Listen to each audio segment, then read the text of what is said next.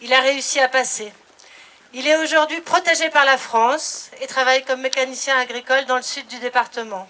Je pense à cet autre jeune homme guinéen arrivé par le col de l'Échelle dans une nuit de neige, terrorisé. Aujourd'hui, étudiant à Sciences Po à Grenoble, protégé lui aussi par la France.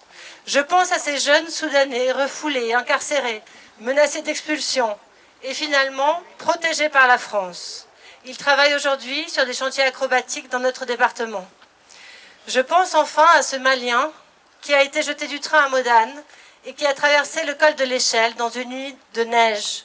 Il y a laissé les 2 pieds, gelés.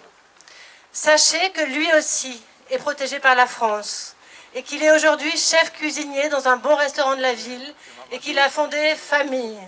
J'aimerais que quand vous voyez des gens qui passent la frontière, vous vous disiez ils sont potentiellement protégés dans pas longtemps par la France parce qu'ils ont le droit de déposer leur demande d'asile et peut-être que leur demande d'asile va aboutir. Ils ne sont pas dehors la loi.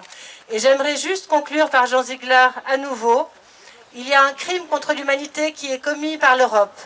Les réfugiés sont des hommes comme vous et moi qui ont des droits fondamentaux. Ce sont des gens qu'il faut aider.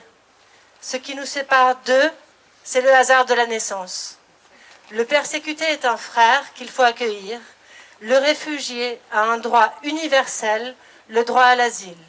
Vous avez le droit de franchir une frontière pour chercher protection.